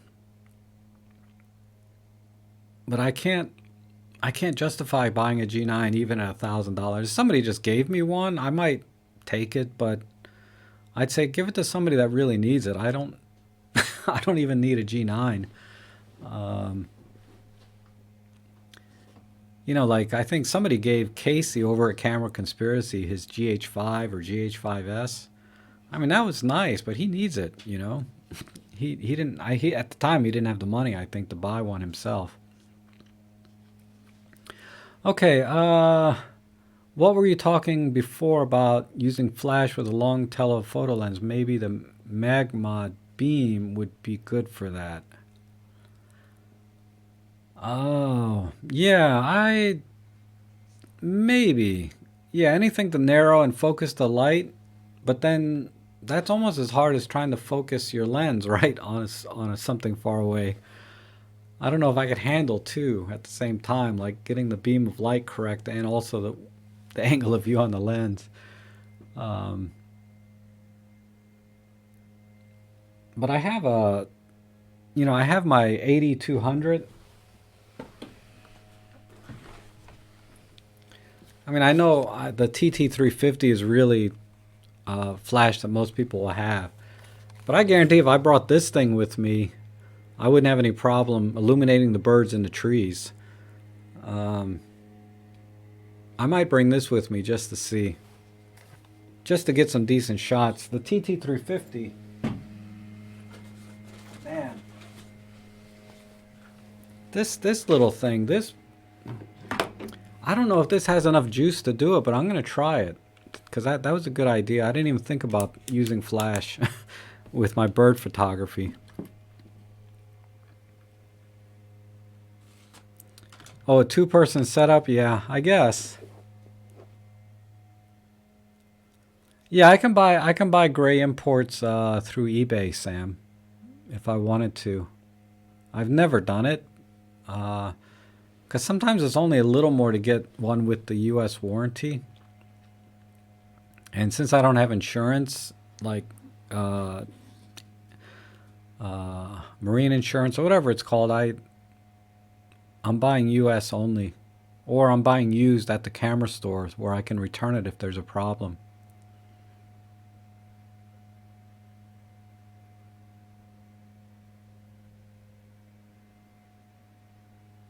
Oh, you don't pay any sales tax where you are, huh, Sam? That's cool.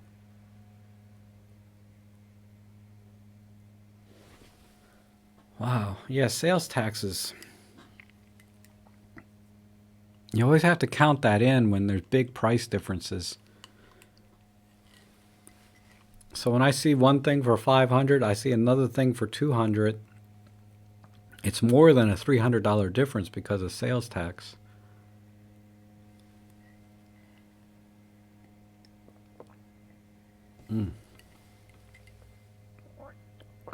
Okay, I'm going to go for about 10 more minutes. To about 11:30. We'll just keep this down to 2 hours. I can't do another marathon. It messes me up. I don't get anything else done for the day.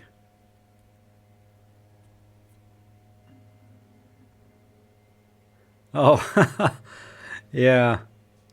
Jan, you're right. I mean, when you want to get creative, I guess, it doesn't matter. Grain and noise and color doesn't just goes out the window when you're trying to be creative with presets. But he was focused on professional results from his perspective, right? I mean, Peter Forsgard did a good rebuttal to his video.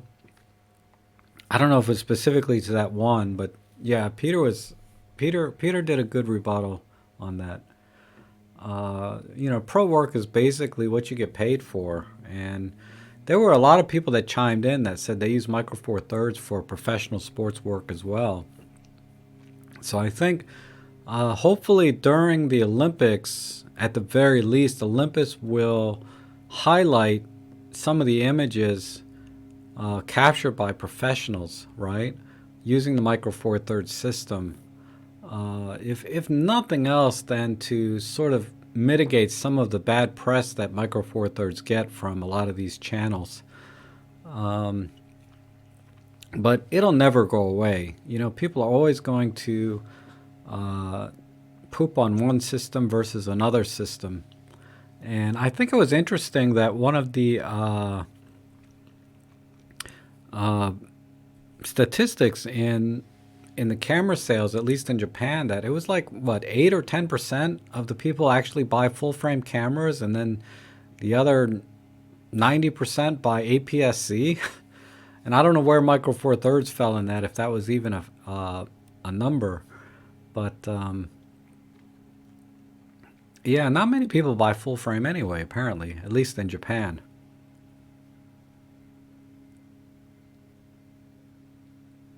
Okay, bye, Spencer. Thanks for joining in. Um, yeah, the Fro, he likes to boomify his photos, right? Still, I like his channel. I like Fro. I don't know. I don't. He's got a very big personality, right? So that really puts some people off. Just like the angry photographer over there. What's his name? Ken Wheeler. He has a big personality online, and that he's a little bit too extreme. He puts me off a little bit sometimes, but his content is okay. But the Fro is same thing. He has a big personality, and sometimes people can't get past that and see what he's really trying to do. Other than poop on a Micro Four Thirds, he's actually, I think he has a decent channel. Okay, Jose. So you got the M1 Mark II for 12, and then you got used lenses. You got a 12 to 40. Awesome. Awesome deal there. 700 is about right, the going price for a used one. That's in mint condition. That's a little bit high, but that's really good for used in mint condition. Man, that 40 to 150 for 859. I'm seeing that in the $800, $900 range. It's very tempting.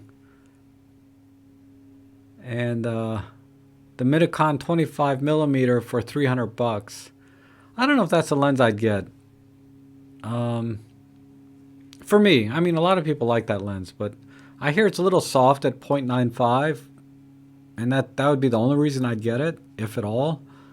And then the focal length itself, 25 millimeters, not one that I'm a fan of. I just don't use that focal length for anything. I have this.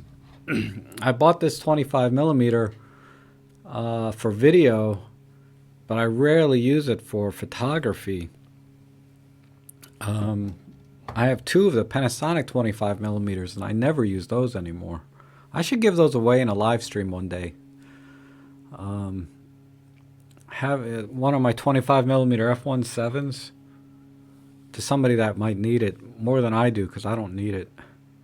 I'll have to give that some thought, because I can get $100 for it on eBay if I want to sell it. I have to kind of debate that.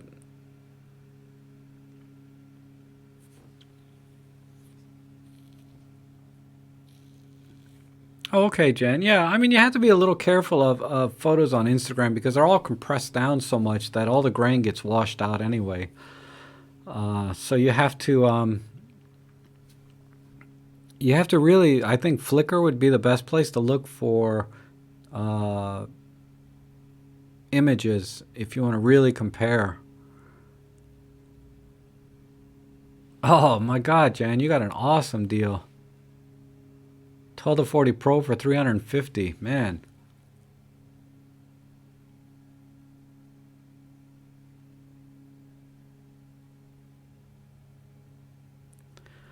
Oh, Ultra Mic, the 75 millimeter f1.8. Oops. God, I'm so clumsy. I'm always dropping things. All right, this is the 75 with, I bought a generic lens hood, right? Sorry for the squeak. I bought this lens because it was the sharpest lens ever made, right? Or it's one of the sharpest lenses that Olympus has, and that's almost the only reason I bought it, because I just, at the time, I was, I have a bad case of gas, and I said I gotta have this lens, and I can confirm that it's very sharp, and it's probably the sharpest lens I have in my collection. I can't say if it's the sharpest lens ever, because what am I going to compare it to? But and I thought I would use this for portrait work, right? But I never do portraits hardly. So I tried to use it for some maybe dog park type images. But it's not long enough, and then it's too long when they run up close to me. So this lens has turned into sort of a shelf piece for me. I'm not giving this away, though, in a live stream. But this has really turned into a shelf piece. I really want to try to take it out more, but I just rarely have an opportunity. The focal length is just, it's not long enough, and then it's too long at the same time. It's kind of like my 25 millimeter. It's not long enough, but it's not wide enough. So the 25 and the 75 are my two least used focal lengths. But that's why I bought it, because it is sharp. Frosold, yeah, he inspired me to sell my Nikon glass. My God, I got so much freaking Nikon glass. I just can't do it. I have my 70 to 200 f4. That's an amazing, amazing lens, and it's, God, I paid, boatload for that when it was new. I should do it, though, before all of it just goes worthless.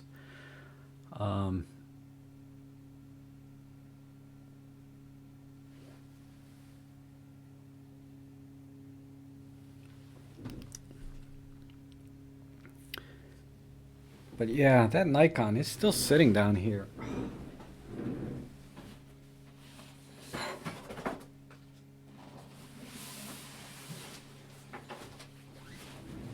It still has the 35 millimeter lens on it that I used in my video when I said I don't miss full frame. I don't know how old that video is, but that's the last time I even turned this camera on. And then here's my 70 to 200 f4. God, just holding these things are so heavy. They feel heavy now after shooting with Micro Four Thirds for so long. But this 70 to 200 f4 from Nikon is amazing, amazing piece of glass.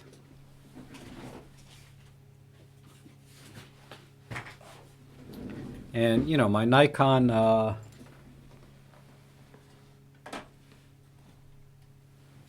This is my Zeiss Distagon 35mm f2. This is like $1,000 lens. This is an amazing piece of glass. But I just can't, you know, I'm having a hard time bringing myself to selling these like Fro did. Even though I haven't used this lens in forever. It's just collecting dust and losing value. Probably fungus will start growing in it, and then I'll never be able to sell it because it's been sitting around so long. Hopefully that hasn't happened. Doesn't look like it. Anyhow, 75 to 300mm for $449. That's fair. I would say that's fair. $399 would be a good deal. $449 is fair for brand new with warranty. That's a fair price. I would never pay more than that. That would be the maximum I pay for a lens like that.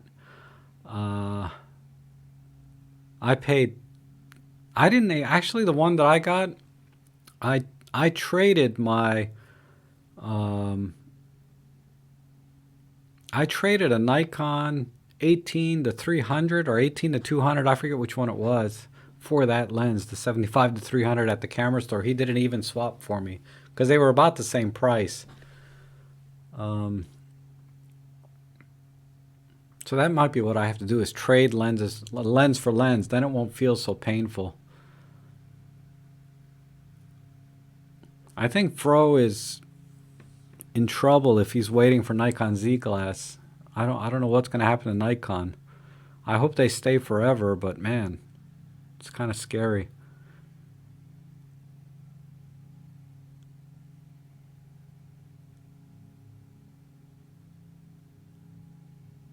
Too old at 66, yeah. I'm 53, but I'm feeling it already. Like, I don't know what I'm going to do with this stuff. I don't want to be 66 and still have this gear. It'll start selling like vintage glass at that point.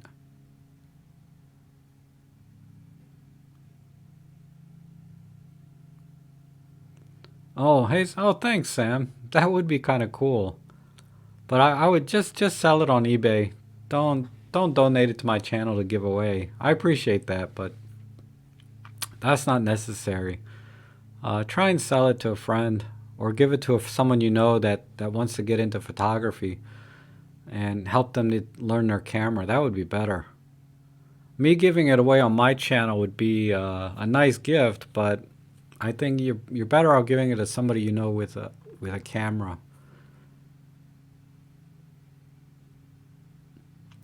Yeah, Jose, there's a lot of lenses that I want. The 40 to 150 f2.8 is definitely on my short list as far as micro four thirds go. And that's really the only lens right now I'm thinking about, and then maybe a pancake lens, like the 14mm from Panasonic, and the 12 to 32 from Panasonic, and the 14 to, you know, I'm looking at some pancake lenses and the 40 to 150 f2.8. But the 40 to 150, even at $900, a little bit pricey for me right now. Even if I can get it for $800 or $900, and so I might get that 12 to 32 soon though. And like I said, it's mainly about focal length. I like the 12mm side and the pancake part. So I always look at focal length and size of the lens, and then aperture I consider last.